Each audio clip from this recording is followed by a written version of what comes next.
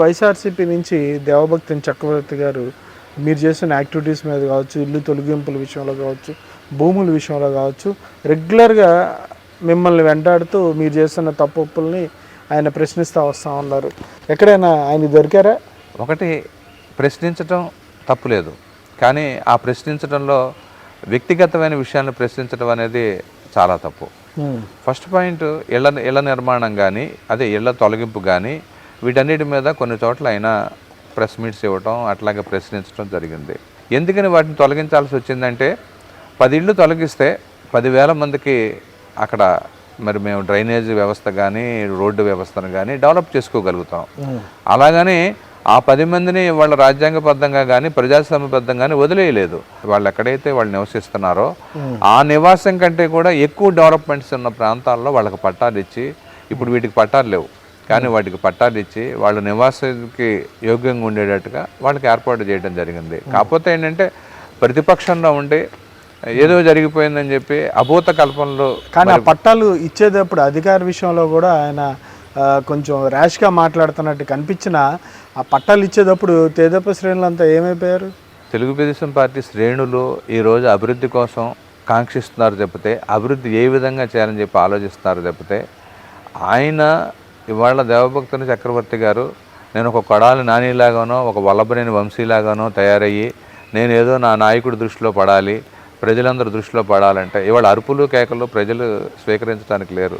దానికి ప్రధానంగా మన ఉదాహరణ చూసుకుంటే మొన్నే వాళ్ళు అరిచిన అరుపులకి కేకలకి ప్రజలు ఇంకోసారి ఈ ప్రభుత్వం వద్దని చెప్పి ఆ ప్రభుత్వాన్ని పక్కన పెట్టేశారు. అట్లాగే దేవభక్తుని చక్రవర్తి గారికి కూడా మేము అనేక సార్లు మా ప్రెస్ మీట్ ద్వారా తెలియజేసాం. ఎందుకంటే ప్రతిపక్ష నేత అయినప్పటికీ కూడా మా నాయకులందరం కూడా మంచి హృదయం గలవాళ్ళం కాబట్టి అందరూ నాయకత్వాన్ని ఎదగాలని చెప్పి అటువంటి వాటిని మానుకోండి అని చెప్పి ఆయనకి పదే ప్రెస్ మీట్ ద్వారా తెలియజేసాం. ఆయన అరుపులకి కేకలకి ఇక్కడ భయపడే వాళ్ళు ఎవరూ లేరు. రెండోది, ఆయన అరుపులు కేకలు పెట్టడం మూలంగా ప్రజలేమీ హర్షించరు.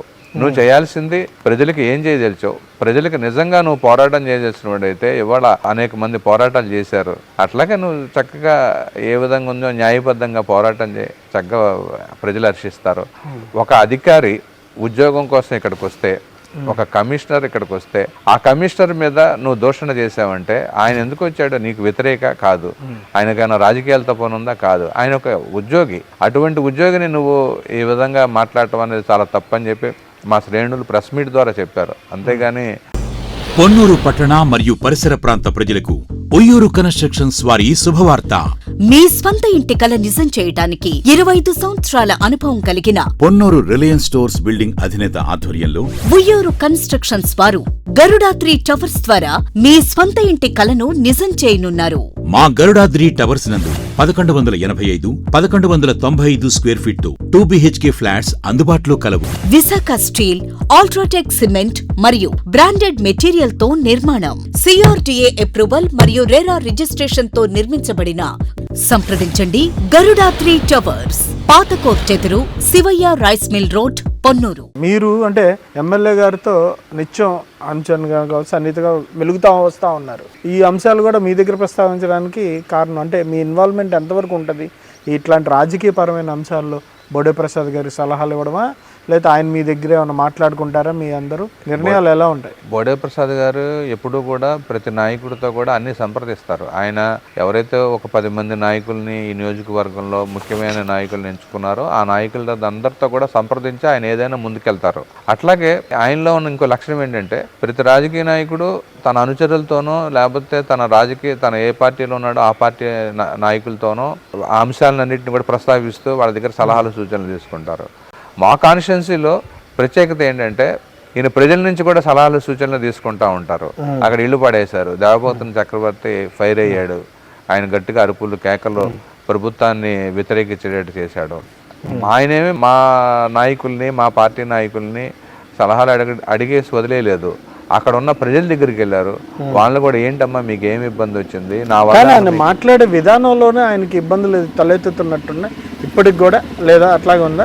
ఆయన మాట్లాడే తీరు ఎప్పుడు కూడా స్ట్రైట్ ఫార్వర్డ్గా ఉంటుంది. ఆయన ఎప్పుడు కూడా ఉన్నది ఉన్నట్టుగా మాట్లాడతారు. ఎందుకంటే ఎప్పుడు కూడా ఒక అబద్ధం ఆడితే అబద్ధం అనేది అప్పు లాంటిది. ఒక అబద్ధం ఆడితే అప్పుకు వడ్డీ కట్టేటట్టుగా అబద్ధాలు ఆడుతూనే ఉండాలి. దానికి బ్రౌడే ప్రసాద్ ఎప్పుడు దూరంగా ఉంటాడు.